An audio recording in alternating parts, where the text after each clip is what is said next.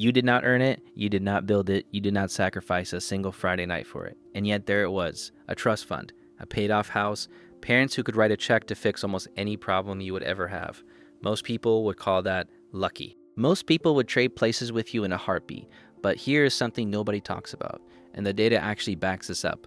Being born rich might be the single most dangerous financial starting position you can have.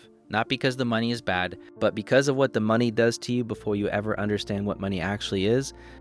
And by the end of this video, you are going to understand exactly why, and more importantly, what it means for you right now, wherever you are starting from. We are going to break down 3 things. First, the psychological trap that inherited wealth sets from the very beginning. Second, the real-world data on what happens to generational wealth over time, and it is not what you have been told. And third, why starting with nothing might actually be the edge you did not know you had. This is not about bashing wealthy families. This is about understanding the mechanics of wealth, what builds it, what destroys it, and what actually determines who keeps it long-term. Let us start where it all begins. The moment you are born into money, something happens that most people never examine. Your relationship with money forms in an environment where money is never scary. And that sounds like a good thing. But think about how you actually learn to respect anything. You learn to respect fire because you get close to it and feel the heat. You learn to respect debt because you have felt the weight of owing someone. You learn to respect your income because you have watched it run out before the month was over.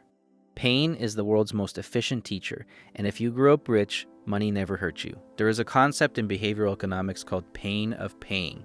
When you spend money, your brain registers discomfort. That discomfort is actually a feature. It is your built-in brake system. It makes you pause. It makes you ask whether something is worth it. It slows down bad decisions. But if you grew up in a house where money was always available, where a bad decision was always cushioned by a parent's check, your brain never fully wires that brake system in. The pain of paying gets dulled early. An adult brake system at 22 is almost impossible to rebuild at 42. This is not a character attack. This is neuroscience. The financial habits you form before you are 25 are the ones you carry for life. Rich kids do not get a pass on this. They just get a different set of habits wired in. Habits that work great when there is always money coming in and fall apart the moment there is not. Here's a real pattern that financial therapists and wealth advisors see constantly with inherited wealth. The person grows up watching their parents spend freely, restaurants, vacations, upgraded cars. What they never see is the balance sheet behind it. They never see the decades of deferred gratification, the business decisions, the reinvested profits that made all of that spending possible. They inherit the lifestyle. They do not inherit the understanding of what produced it. So they spend the same way their parents spent, without the same engine running underneath. And the account starts moving in the wrong direction. Not dramatically at first, slowly, until one day the cushion is gone and they have never once developed the muscle to rebuild it. That is not a moral failure. That is a knowledge gap combined with a habit gap, and it happens quietly in families at every level of wealth.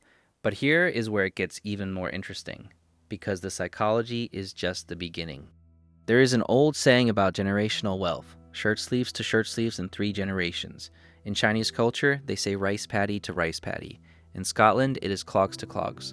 Every culture on earth has some version of this saying, and they all say the same thing. The data says they are right. Studies on wealth transfer consistently show that roughly 70% of wealthy families lose their wealth by the 2nd generation. And by the 3rd generation, that number climbs to 90%. That means if you start wealthy, the odds are stacked 9-1 against your grandchildren staying that way. Now why? Is it taxes? Sometimes. Is it bad investments? Occasionally. But the leading reason researchers point to is this. The values, skills, and habits that created the wealth in the 1st generation are not automatically passed down. They have to be intentionally taught. And most families, even very wealthy ones, do not do that. Here is what that looks like in practice. 1st generation wealth builder lives below their means, takes calculated risks, builds systems, delays gratification for years. 2nd generation grows up watching that, benefits from it, but does not fully experience the hunger behind it. 3rd generation grows up in a house where the foundation was already built, the bills are already paid, and nobody ever explained why any of it happened. By generation 3, the wealth is gone. Not because they were bad people, because the muscle that built the wealth was never developed. You cannot inherit a muscle, you have to build it. And there is another layer to this that almost nobody discusses. Inherited wealth creates a subtle psychological anchor that is extremely difficult to shake. When you have always had money as a floor, your tolerance for financial risk changes. Not in the direction you might expect. It actually makes certain people more reckless, not more cautious, because the consequences of a bad decision never felt real. And at the same time, it can make others paralyzed, because they have never had to figure anything out on their own, and deep down they know it. Neither direction builds wealth, and both are direct products of never having felt real financial pressure. This is exactly where you come in, because the person watching this right now might have a significant advantage over the trust fund they will never receive. Here's what people who build wealth from scratch have that inherited wealth almost never creates by default: urgency, resourcefulness, and a deeply personal understanding of what money is for. When you do not have a safety net, every decision sharpens you. You learn to negotiate because you have to. You learn to read a contract carefully because nobody else is going to catch the problem for you. These are not soft skills. These are the actual mechanics of wealth building, and they are forged almost exclusively under pressure. Think about the most successful first-generation wealth builders in history. The pattern is almost universal. They started with very little, faced real consequences when they made mistakes, and built systems specifically because they could not afford to lose.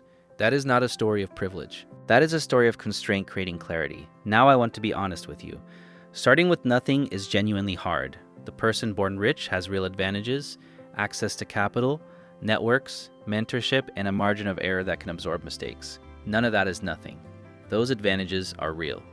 But advantages and outcomes are not the same thing. The research on intergenerational wealth is clear that advantages without financial discipline are a countdown timer, not a guarantee. And discipline without a large starting balance is still, historically, the engine that builds lasting wealth. The question is whether you are building the muscle right now, the habits, the knowledge, the systems that will still be compounding 30 years from today. So what do you actually do with this? Here is the practical side. Number 1, stop waiting for the perfect starting position. The data is clear that a perfect starting position with the wrong habits is worse than a hard starting position with the right ones. You start now with what you have. Every month you delay is a month of compounding you do not get back.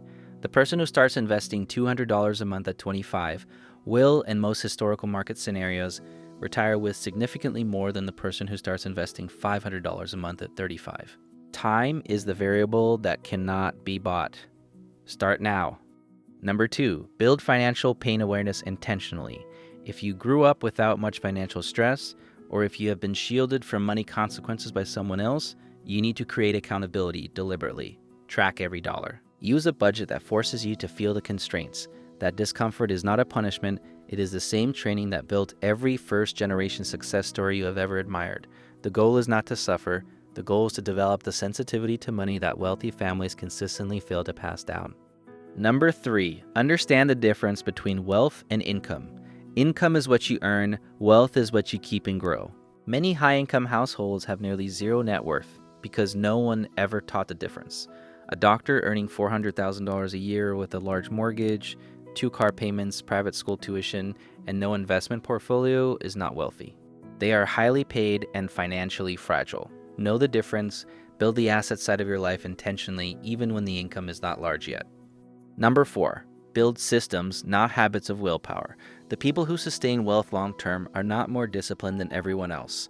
They build systems that make the right decision automatic. Automatic savings, automatic investment contributions, automatic debt paydown. The decision gets made once, correctly, and then it just runs.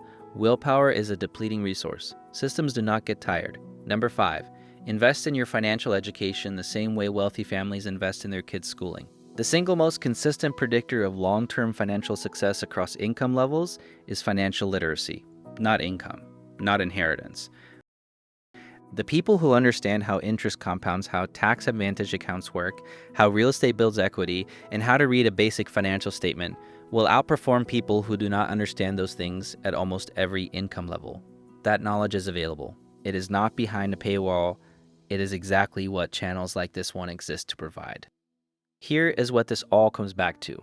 The financial advantages of being born rich are real, but they are fragile. They require active maintenance, intentional education, and the development of skills that wealth, by itself, does not automatically create. Without that, and the data is clear, the advantages erode within 2 to 3 generations. The financial position of starting with nothing is genuinely harder, but it forces exactly the skills and the hunger and the precision that sustained wealth is actually built on. You are not behind because you were not born rich. You might be ahead in ways you cannot fully see yet, because the muscle you are building right now, under real pressure, is the one that does not get handed down. It gets earned. If this video shifted how you think about your starting point, subscribe. Because this channel exists for one reason: to give you the financial clarity that most people never get, regardless of where they started. See you in the next one.